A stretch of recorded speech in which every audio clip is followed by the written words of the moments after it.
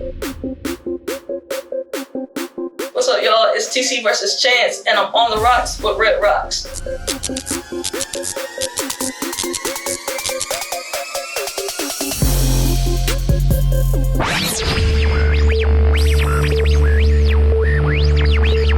Radio Red Rocks here, back for another edition of On The Roxx. You know how I do each and every episode. I have somebody that's moving and shaking, doing big things, and this episode is no exception. I have my girl TC vs. Chanze in the building, okay? Now, on the way here, I was like listening to the music over and over because I heard the music, but I was listening to it like really super close because I'm like, I just want to pronounce your name correctly, right? So go ahead and spell your name and then talk about like how the name even came about. Okay, so it's TCvsChanze. Y'all see why I had a problem, right? So originally, TC is my first and middle initial, Toy Cheyenne. Okay. And then Chance is actually a nickname that I was given when I was a kid.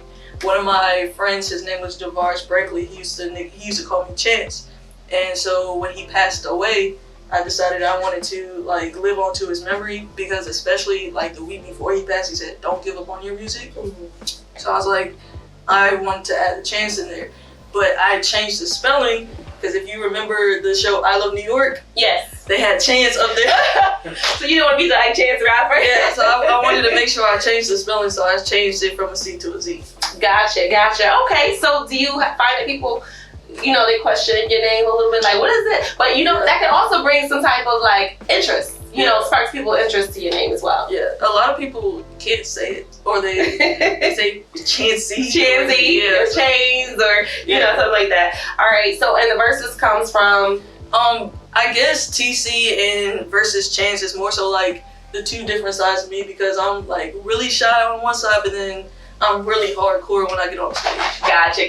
Okay, so it's like your alter ego, pretty essentially. Yeah. Okay, that's what's up. So I'm sorry to hear about your friend's passing, first and foremost. How do you feel like that's impacted your music aside from your name? I feel like, cause he passed away in when I was in 9th grade. So it took me it took a lot of tolls on me, just because I wanted to like grind hard, and at the time I was barely doing my music right. So then I came out with a song called Ham, and at the end, the tail verse, I actually did a dedication to him, and you know, was able to skyrocket. It was actually my first performance. Got you. So you know, essentially, it's helped to keep you kind of inspired and grounded in what you're doing. Yeah. All right. So now you've been doing music since like, well, you entered like your first like real situation as far as music goes in like 2006, right? Yeah. Talk about that. So I first really started doing music around 2006. I always kind of played when I was younger, but I really started doing music when I was in middle school. I was a slam poet first, and then I was like, I want to try to rap a little bit, because rapping seemed like it was really cool. And at the time, I was also a really big nerd. Okay. I was like, I'm gonna get in with the cool kids and I'm gonna start rapping. So I started rapping a little bit, and I started doing my first project, and it was Introduction to the Masterminds. Wow. It was a collaborative mixtape with myself, Talented Blake, Cookie Malone, and an artist called Lamont Lawrence. Mm-hmm. And then I pushed forward and did Criminal Mindset, which was my solo like album. Got you. So middle school. Mm-hmm. Were people looking at you like, what are you doing? Yeah. Because there were bigger rappers on in the school. They were older. They all had their music, and I was like the little dog coming in. So yeah, people were like, what are you doing? Got you. So around that time, what was like music format? Like, music format was different back then. I didn't even know what a beat was. Like, oh, wow. Okay. We were like just rapping like straight off without. So you were lunch school table, you know? Yeah. Like somebody was banging on the table, right. And so eventually I went on YouTube. I was like, yo, there are beats, and there was a guy named Mickey Monts. That was one of the first beats I started listening to, and I started rapping to all his music. And I would go in my closet with my little MP3 player and just start spitting bars. Okay. So it was a different format back in the day. Gotcha. So I'm a lot different than, you know, mine, because you had an MP3 player at least, you know, we were so like CDs maybe tapes, you know, still trying to wind the tape up and everything. But anyways, showing my age here a little bit. But now fast forward. So you have some singles that you're pushing. You're definitely making a lot of noise. Obviously, so you're here on this couch. So you're doing big things right now. So talk about the singles that you're pushing currently. Right now, I'm pushing the project's called the Trilogy. So it starts with Breakout Call, then you have Do You Mind, and then Truth. What can I say? Yo, I swore you was heaven sent. You had my brain on fire when we first met, and had a love that was flowing like a tidal wave. So who'd have thought that I would end up getting played? But all the rumors, yeah, I'm guessing they were all true. Cause everybody hoes trying to warn me about you. But I was blind, yeah, I guess you had me all fooled. Was always down cause of everything we've been through. But the 100 calls, the 100 missed messages, the slow responses had me wondering who you messing with. Cause one moment, yeah, you acting like you into me. The next, baby, yo, we fighting like we enemies. I promise this'll be the last time we ever speak. Was always there for you, but you're not there for me. I promise this'll be the last time we ever meet. So don't be shocked when I hit you with your energy. Gotcha. So the whole thing is actually a part of a bigger project called the Odyssey. Okay. And the Odyssey is basically my journey as a musician and basically how I've come to be right now. And this is that last little tail end. So, gotcha. Yeah. So you have the 3 tracks, which are amazing, by the way. Thank you. A lot of relationship talk. Yeah. So did you derive these songs from like your own personal experiences? Yeah. All right. Yeah. Breakup Call was written, you know, from experiencing a breakup. So did you get that breakup call? Or did you give that breakup call? I gave that breakup call. Wow. So you broke somebody's heart out here. What are you doing? Sometimes you just gotta like cut people off and to move forward. Yeah. And Do You Mind is ultimately the biggest shoot your shot song.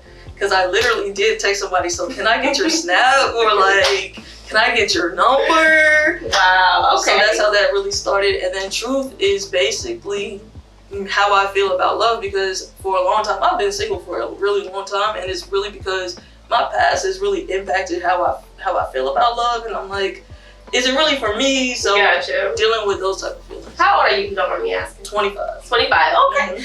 Girl, you look like you about 16. No. But that's good. You got youth on your side. Yep. But still young nonetheless. So you still have a lot of learning and growing to do. So right now, are you just strictly focused on the music and just, trying to stay, Yeah, my work schedule is so crazy. Trying to bring somebody else into it, they're not going to fully understand, hey, I'm on the go a lot. So trying to balance the two, it's just easier for me to do what I got to do.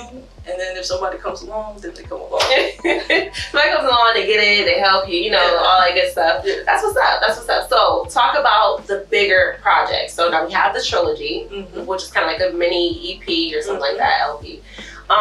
So the bigger project now, is it going to be like the same type of vibes, or what can we expect? No, the Odyssey, it's different because the Odyssey is going to kind of go back to my old style of music a little bit, and then it's going to hit this middle portion where I start talking about, I'm not just capable of writing love songs. I can go hard if I want to. Okay. So I have a track called Boss Moves, and it's like, I'm coming hard, I make boss moves. Yeah. So I want for the audience, when they're listening, to hear the transition of who I am as a musician and not just put me in one single box. Got you. Now, when you say musician, that usually makes me think that you're either A, also, you can play instruments, or B, you also do like production and things like that. I play instruments. You play instruments? Yeah. Okay, so what instruments do you play? I'm a percussionist by trade, so I play drum set, xylophone, jazz vibraphone. I was in a jazz band for like 8 years. Wow. So I really spent time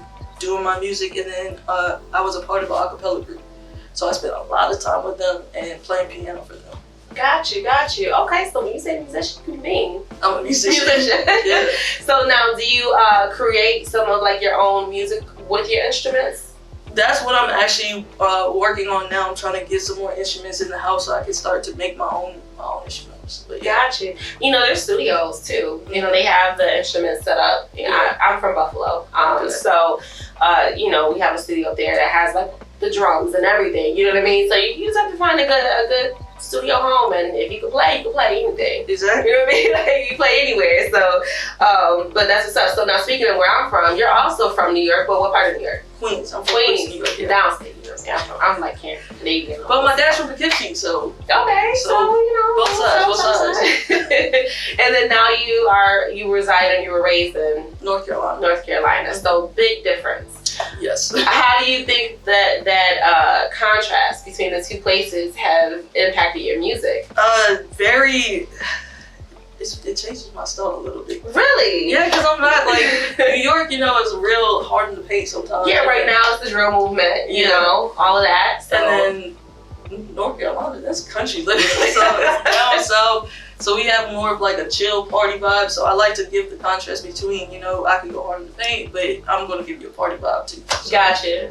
Do you find it sometimes like hard to find your place in music, being, you know, from the two totally different places? Yeah, sometimes. And then my style of rap is a lot different from everybody's style of rap. So it's like, they be like, you be sounding like you from this and that. So when you're in the Carolinas, you sound probably like more so you're from New York. And then when you're in New York, they're like, where are you from? What part of country you at? I'm from the Carolinas. Right. So it's, yeah, I can imagine how that's difficult. But it does give you a unique, you know, edge, you know, above anybody in both locations, because you have those perspectives and that roundness. How do you feel like your support is from either place?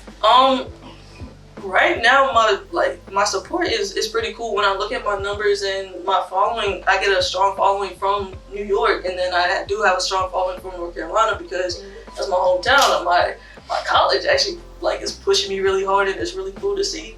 So it's love on both sides. Gotcha. Okay, so so strong family support, strong you know, friends and all of that type of stuff. What have you been doing that you found that has created or built your buzz, you know, a little bit more? Spending a lot of time just putting these projects out and building a hype. I think one of the biggest things with the trilogy itself is because it's a storyline. People got so wrapped up in the storyline, they were like, we want to hear what's next, we want to see what's next. So just pushing it, and then, you know, having my friends push it too, because they share the videos, they talk about it. So it's a hand-in-hand situation where everybody's helping everybody eat. Gotcha. So before we go there, just backtrack a little bit. Speaking of the pandemic and everything, how have you been able to maintain your creativity? Honestly, the pandemic is probably the best thing that happened for my creativity, because it's given me a lot of time just to sit down and really think about music. I started, you know, searching different apps, because you get bored, you want to talk to new people, and we can't do it like going into clubs and meeting different artists. So I hopped on Clubhouse. Okay. And on Clubhouse, I met a really dope group of people, and like they really pushed me, and you know, they're pushing for my music, and we, you know, exchange lyrics. So given the downtime and the opportunity to really just spend time on your craft, it really works that way. So Clubhouse. So you were like one of the people who really got into Clubhouse. Were you listening to it like everywhere you went, like on your phone, like just listening to people talk all day? Well, no, like honestly, I got into Clubhouse around January. One of my friends was hosting a concert on Clubhouse. He said, hey, come check it out. So I was like, all right, I'm gonna get on this Clubhouse thing. And so he got up there, I was like, yo, this is a really cool app. You can show your music, people can listen to your music. It's like having a little concert, but nobody can see your face, so you can be laying in your bed.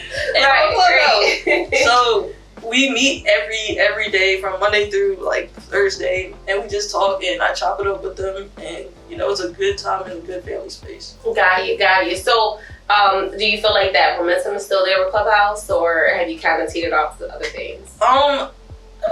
I only go in there for that club. Gotcha. For that Okay. group, so that's it. Okay. So basically, you were able to tap into other forms of interaction throughout the pandemic and help keep your creativity up and connect with other people as well. Yeah. Were there any times that you had like really a hard time, you know, like writer's block, which a friend of mine, actually someone who actually I just interviewed, said there's no such thing as writer's block. It's just always, it's a bad time to write. Yeah. Honestly, with the trilogy project, it was really hard. It took me 3 months to record Breakout and 7 months to record to write it out. So 3 months to record Breakup Call, 7 months to record Truth. Mm-hmm. So now is that like not the actual process of recording, but like writing? Yeah, writing everything. Like, wow. I got all the beats at the same time, and I was like, all right, I'm gonna do this. I'm gonna write to these songs, and like I finished Breakup Call, I think in May, and I got the beat in March, and it took me a long time to write to it, and I didn't even finish writing to Truth until November, so it took a while. Okay, we're gonna start with.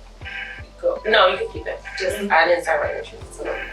Okay. So just I didn't start writing Truth until November. Okay, so I didn't even start writing getting into Truth and finishing Truth until November. So it took me a very long time to dig out that process. Gotcha. Yeah, I mean it was tough for everybody, especially creatives. You know what I'm saying? Because you need that interaction, you need that inspiration, and it's kind of hard to derive that when you're stuck in a house and not able to go anywhere and not able to do anything. Now, were you, did you have performances lined up before everything hit? Yeah, we were working on a lot of performances prior to. I had just performed in Richmond, Virginia, right before the pandemic hit, and I was like, all right, cool, we're gonna just start moving, and then pandemic hit. Oh my gosh! So how was that performance though? It was actually my first club performance. Like, so talk about that process and just what was going through your mind. I was terrified. Because why? Alright, so first of all, they had me as basically the headliner because I had the longest set out of everybody else. So they had me going like very last. I was like, oh my gosh. Yeah.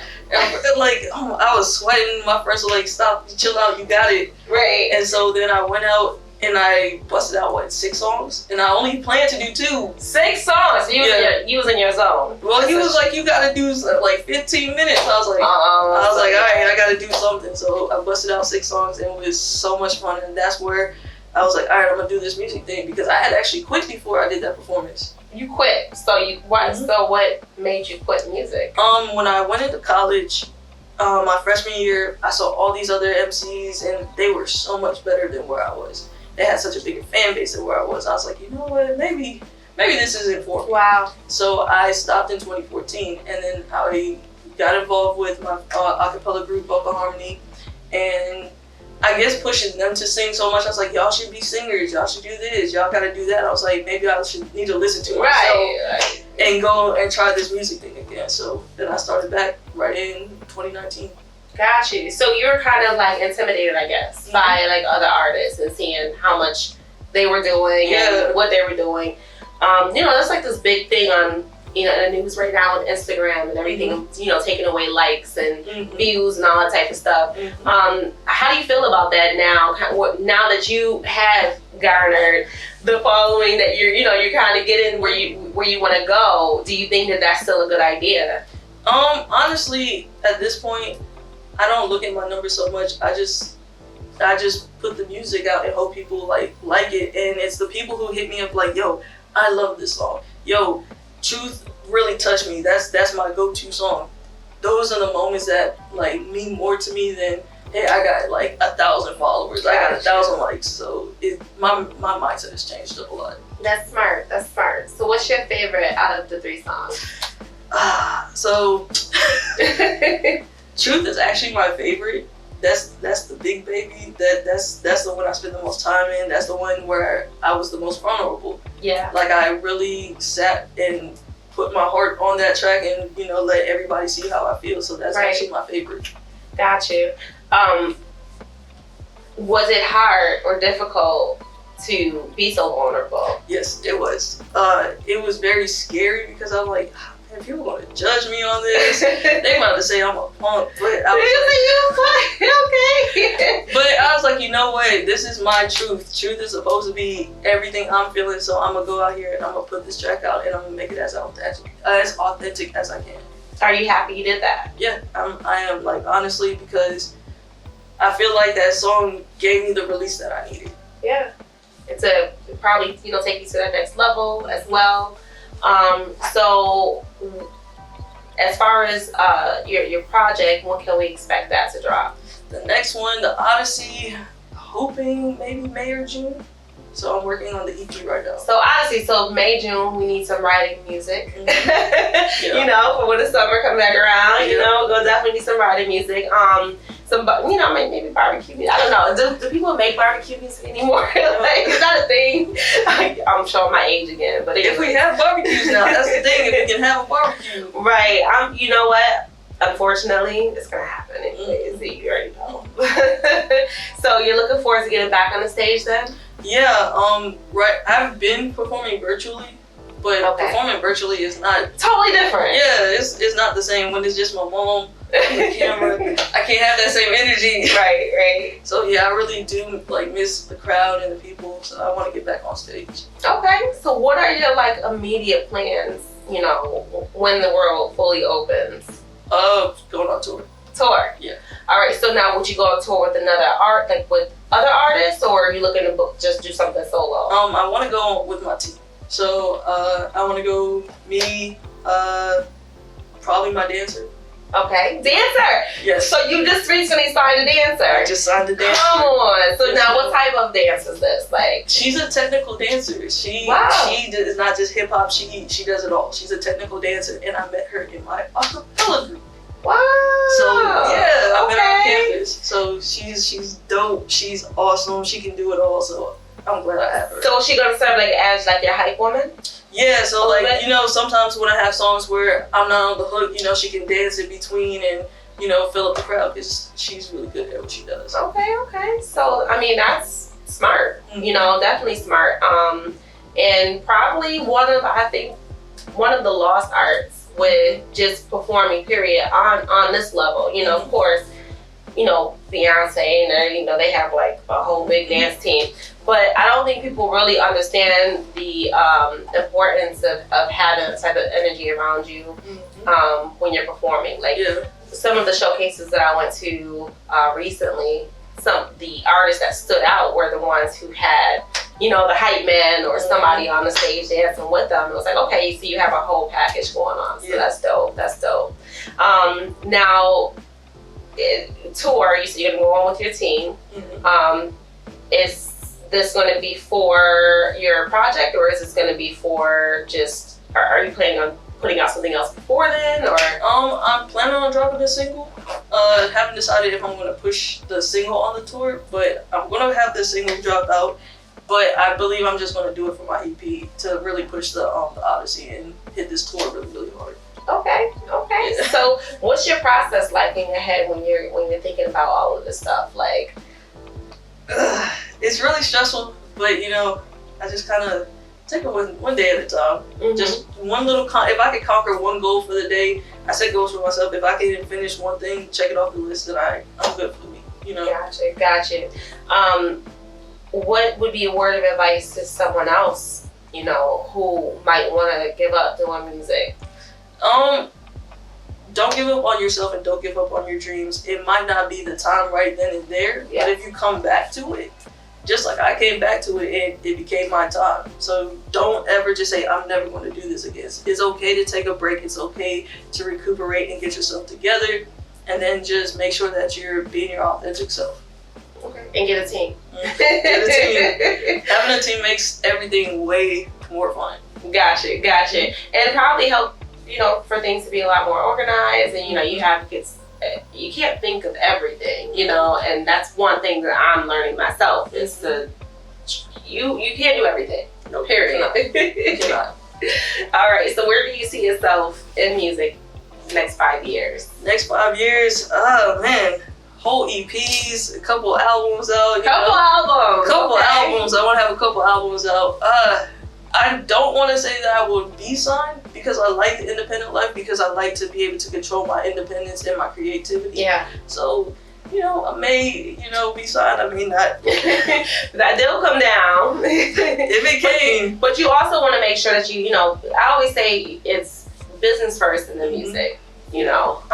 So it's the business of music versus the music business. Yeah. So, you know, as long as it's the right situation, and a lot of independent artists these days, they're doing like distribution, you know, versus, you know, signing, because distribution allows you to still have that creative control. Now, you may have to put out a couple albums, you know, you may have to, you know,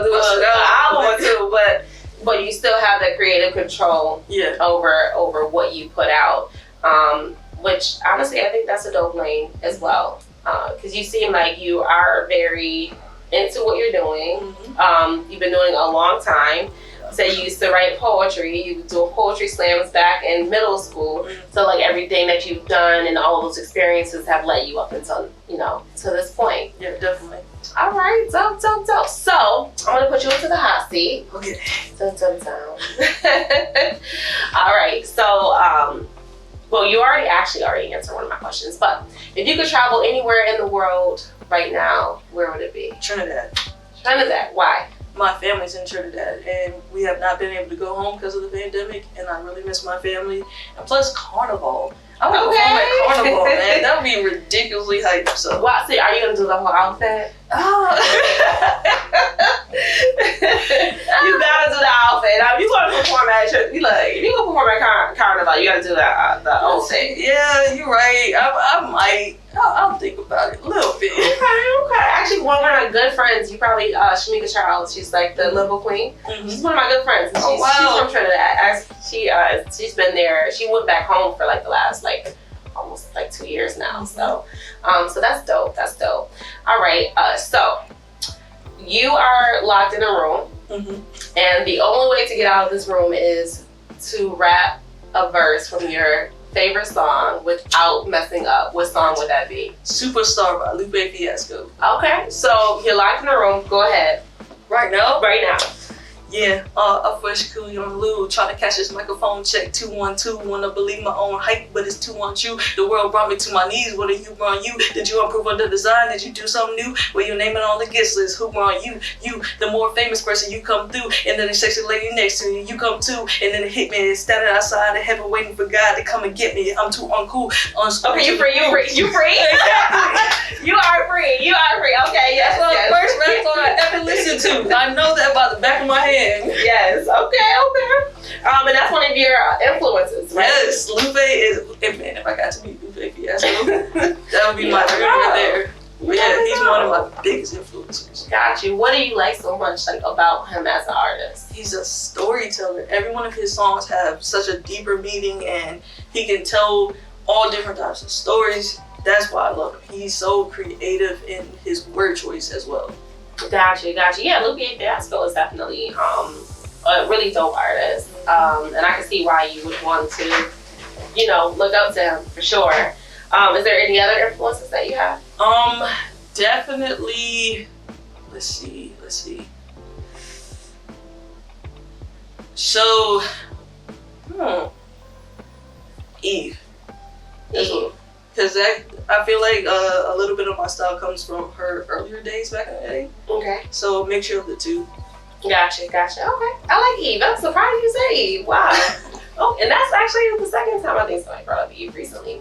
That's dope. Now, because Eve actually was just recently in she did an interview. She was talking about how the Rough Riders didn't encourage her to be so sexualized, in her music, and they encouraged her to focus on the lyrics and the music and things like that.